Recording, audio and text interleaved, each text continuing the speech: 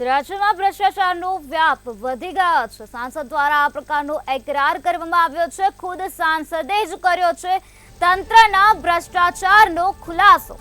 સાંસદ રામભાઈ મોકરિયાએ મોટો ખુલાસો કર્યો છે, જેમાં ફાયર એનઓસી માટે મેં પણ 70,000 આપ્યા હતા। ડેપ્યુટી ફાયર ઓફિસર ભીખાભાઈ ડેબાને પૈસા આપવામાં આવ્યા હતા। જે સમયે હું બિઝનેસમેન હતો ત્યારે પૈસા આપ્યા હતા। સાંસદ બન્યા બાદ ડેબા પાસેથી પરત પૈસા મંગાવવામાં આવ્યા હતા। ભીખાભાઈ ડેબાએ કવરમાં 70,000 નાખીને પરત કર્યા હતા। તો રાજકોટ મહાનગરપાલિકામાં પૈસા વગર કામ થતું નથી।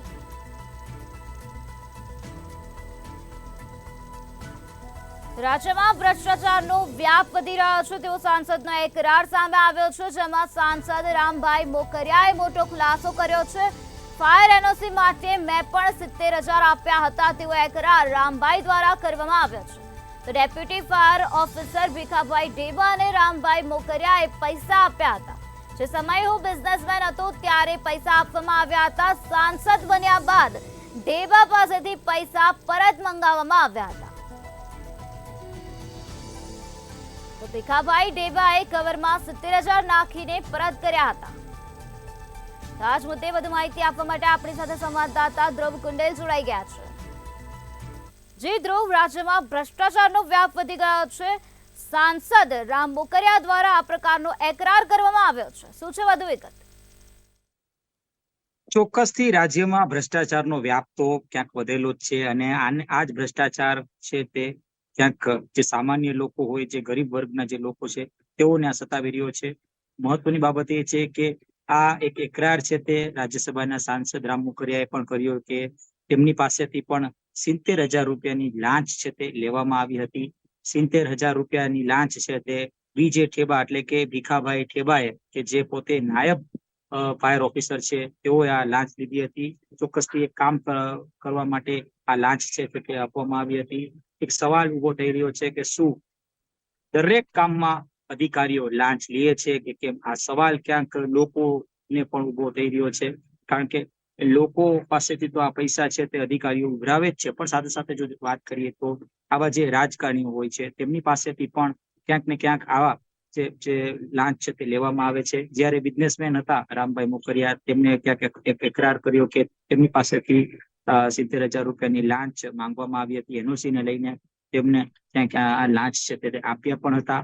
આવી વાત ક્યાંક રામ મોકરિયાએ કરી હતી। ખાસ તો રામભાઈએ એવી પણ વાત ક્યાંક કરી કે રાજ્યસભાના સાંસદ થયા બાદ તેઓએ આ પૈસા છે તે પરત મંગાવ્યા, અને પરત જ્યારે મંગાવ્યા ત્યારે બીજે ઠેબાએ કવરમાં 70,000 રૂપિયા પરત તેઓને પાછા આપ્યા હતા। ચોક્કસથી સવાલો અનેક છે, પણ પ્રજા સરકાર સમક્ષ તંત્ર સામે આ જે ઉત્તર છે તે માંગી રહ્યા છે। એક બાજુ જ્યાં સરકાર વાત કરી રહી છે કે રાજ્યમાં ઝીરો ટોલરન્સ એટલે કે ભ્રષ્ટાચાર માટે ઝીરો ટોલરન્સ નો જે ઉપયોગ છે તે સરકાર કરી રહી છે, ત્યારે તેની સામે પણ સવાલ ઉભા થાય છે, શું ખરા અર્થમાં સરકાર આમાં સફળ થઈ છે કે કેમ? કારણ કે ભ્રષ્ટાચાર માટે અનેક જે ક્યાંક ને ક્યાંક વાત થઈ રહી છે, પણ ખરા અર્થમાં ભ્રષ્ટાચાર નાબૂદ નથી થયો, જેનો એકરાર છે તે રાજ્યસભાના સાંસદ રામભાઈ મોકરિયાએ પણ કર્યો છે। એક વાસ્તવિક વાત ક્યાંક સામે આવી રહી છે કે જ્યારે અગ્નિકાંડની ઘટના ઘટી, આ અગ્નિકાંડની ઘટનામાં એનઓસી છે તે એનઓસી નથી લેવામાં આવ્યું, કોઈ પણ પ્રકારના દસ્તાવેજ ફાયરને રિલેટેડ તે નહોતા આપવામાં આવ્યા, છતાં જે કહી શકાય કે જે અધિકારીના મીઠી નજર હેઠળ આ જે મોતનો માછડો છે તે ધમધમતો હતો, અને તેના જ કારણે કહી શકાય કે 27 લોકોના જીવ જે ગુમાવ્યા છે તેનો જે જવાબ છે તે પ્રજા પૂછી રહી છે કે વાસ્તવમાં ભ્રષ્ટાચાર જો નાબૂદ થઈ ચૂક્યો છે તો શા કારણે આવી ઘટના છે તે બને છે? કારણ કે આ ભ્રષ્ટાચારના કારણે જ આ ઘટના છે તે બની છે। જો આમાં ભ્રષ્ટાચાર ટેવામાં અથવા તો લેવામાં ન આવત તો આ ઘટના જ ન ઘટત।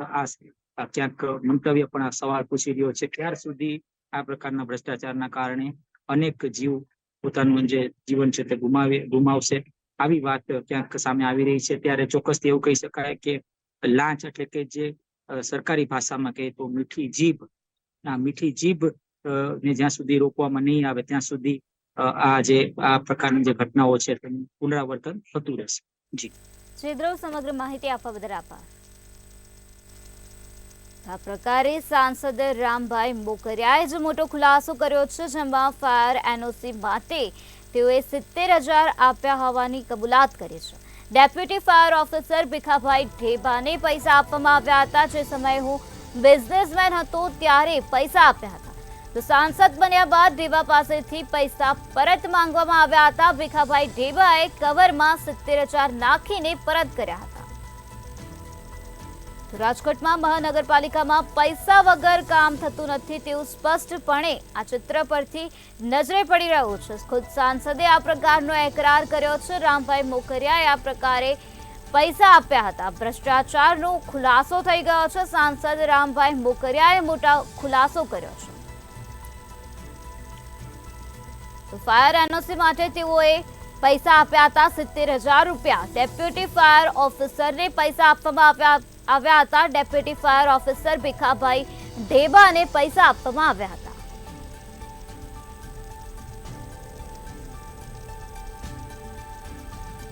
રામભાઈ મોકરિયાએ કહ્યું કે જે સમયે હું બિઝનેસમેન હતો તે સમય દરમિયાન આ પૈસા આપ્યા હતા. સાંસદ બન્યા બાદ ઢેબા પાસેથી પૈસા પરત મંગાવી લેવામાં આવ્યા હતા. તો ભીખાભાઈ ઢેબાએ કવરમાં 70,000 નાખીને પરત કર્યા હતા.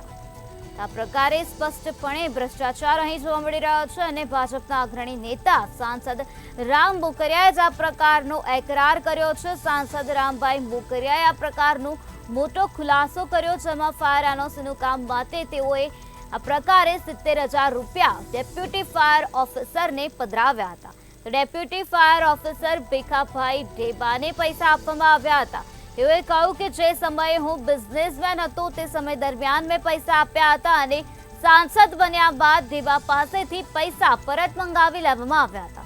તો ભીખાભાઈ ઢેબાએ કવરમાં 70,000 નાખીને પરત કરી દીધા હતા. રાજકોટ મહાનગરપાલિકામાં પૈસા વગર તો કામ નથી થતું તે સ્પષ્ટપણે જોવા મળી રહ્યું છે.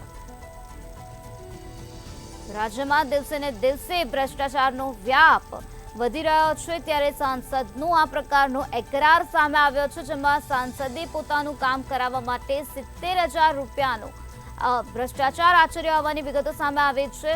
સાંસદે 70,000 રૂપિયા આપ્યા હતા. ફાયર એનઓસી માટે તેઓએ 70,000 રૂપિયા આપ્યા હતા.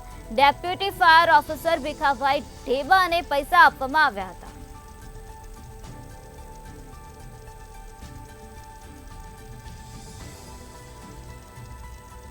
સાંસદ બન્યા બાદ ઢેબા પાસેથી પૈસા પરત મંગાવી લેવામાં આવ્યા હતા. ભીખાભાઈ ઢેબાએ કવરમાં 70,000 નાખીને પરત કર્યા હતા.